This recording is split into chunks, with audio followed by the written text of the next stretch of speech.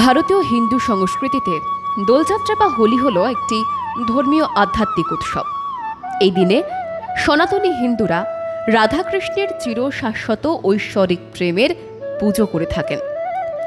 এই উৎসবকে রাধাকৃষ্ণের বসন্ত রাস হিসেবেও উদযাপন করা হয়। বঙ্গে এই উৎসবকে আবার বসন্ত উৎসব হিসেবে পালন করা হয়। পলাশের আবির রঙে মেতে ওঠে গোটা বাঙালি সমাজ। বাঙালির ঘরে ঘরে এই দোল পূর্ণিমায় পূজিত হন রাধাকৃষ্ণের যুগল রূপ। হোলির দিনে বিশেষ করে উত্তর ভারতে পালিত হয় হোলিকা দহন। দেশের নানা প্রান্তে হোলিকে দোলযাত্রা, বসন্ত উৎসব, ফাগুয়া নামেও জানা যায়। হিন্দু শাস্ত্র মতে শীতের শেষে গরম পড়ার আগে বসন্তকালের পূর্ণিমায় পালিত হয় দোল উৎসব। এই সময়ে জীবন জগৎ এবং প্রকৃতির একটি বিরাট পরিবর্তন আসে। পুরাতন সব কিছু ধুয়ে যায় আর নূতনের শুভ সূচনা হয়। তবে ভারতের বাইরে পশ্চিম এশিয়া, ইউরোপ এবং আমেরিকাতেও হোলি অত্যন্ত আড়ম্বরের সঙ্গে পালিত হয়।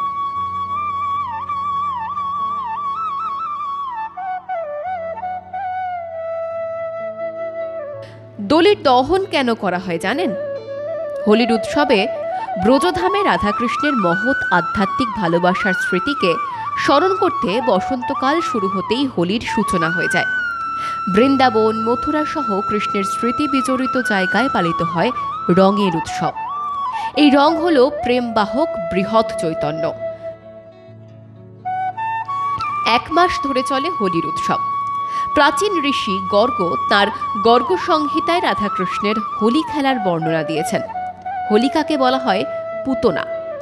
হিন্দু শাস্ত্র ভাগবতে কথিত রয়েছে, মথুরার রাজা কংস বালক কৃষ্ণকে বধ করতে পুতনাকে পাঠিয়েছিলেন, কিন্তু পুতনা নিজের দুগ্ধে বিষ মিশিয়ে কৃষ্ণকে খাওয়াতে গেলে কৃষ্ণ কেবল বিষাক্ত দুধই পান করেননি, সেই সঙ্গে পুতনার রক্তও পান করেন। ফলে পুতনা রাক্ষস রূপ ধারণ করে আগুনে পুড়ে যায়। কৃষ্ণের শরীরের বর্ণ নীল হয়ে যায়। রাক্ষস বধ বা অশুভ শক্তি বধের নাম হোলিকা দহন। এখানেই হোলির দহনের তাৎপর্য নিহিত। আবার ভাগবত পুরাণে রয়েছে কৃষ্ণের বর্ণ শ্যাম, ওদিকে রাধা এবং অন্যান্য গোপীরা উজ্জ্বল বর্ণের। তাই মা যশোদা বলেন, রাধার মুখমণ্ডলে যেন রং দিয়ে রাঙিয়ে দেওয়া হয়। এরপর থেকেই ফাগুয়া বা হোলিতে রঙের উৎসব হিসেবে পালন করা হয়। একইভাবে জয়দেবের গীত গোবিন্দ, চণ্ডীদাসের শ্রীকৃষ্ণ কীর্তন কাব্যে বসন্ত রাসে রং খেলার প্রসঙ্গ রয়েছে। বাংলা পদাবলী সাহিত্যেও রং ব্যবহারে রাধাকৃষ্ণের লীলার কথা রয়েছে। ভক্তের অধীন হলেন ভগবান, তাই বৃন্দাবনে গোপীদের কৃষ্ণ বিরহ যন্ত্রণাকে নিরসন করতে বসন্ত রাসের আয়োজন করেছিলেন শ্রীকৃষ্ণ। এই প্রথা মেনে আজও মথুরায় ব্রজকী হোলি, লাটমার হোলি উদযাপিত হয়।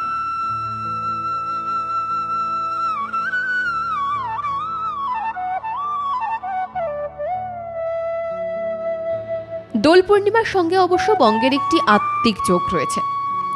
দোল পূর্ণিমার পুণ্যতিথিতেই নদিয়ার নবদ্বীপে শ্রী চৈতন্যদেবের আবির্ভাব হয়েছিল। তার প্রচারিত বৈষ্ণব ভক্তিবাদ এবং তারক ব্রহ্ম হরির নাম বাংলা তথা গোটা বিশ্বে আলোড়ন ফেলে দিয়েছিল।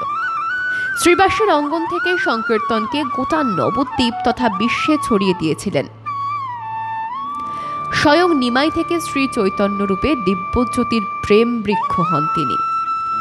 হিন্দু ধর্মের ব্রাহ্মণ, চামার, চণ্ডাল, মুচিকে হরির নামে কৃষ্ণ মন্ত্র দিয়ে এক পংক্তিতে ভোজন করিয়েছিলেন চৈতন্য। তাই দোল পূর্ণিমায় পূজিত হন গৌরাঙ্গ নিতাই। উল্লেখ্য, বৈষ্ণব কবি কৃষ্ণদাস কবিরাজের মতে শ্রী চৈতন্য ছিলেন অন্তরে রাধা এবং বাইরে কৃষ্ণের যুগল রূপ, একই সঙ্গে পুরুষ এবং প্রকৃতি।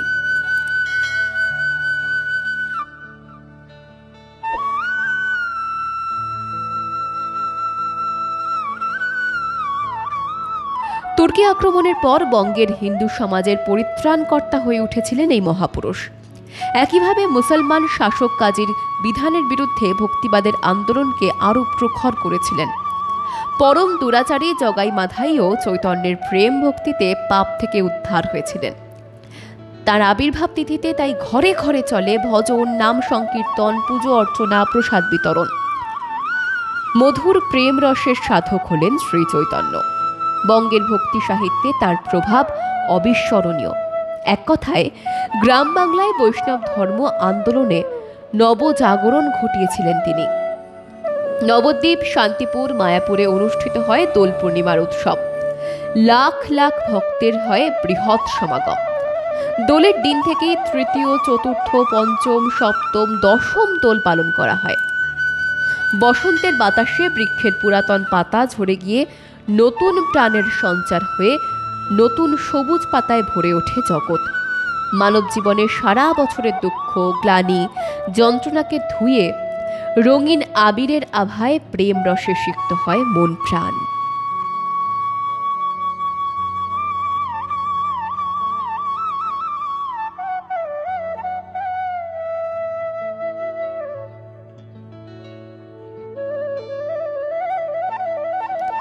ব্যুরো রিপোর্ট, মাধ্যম।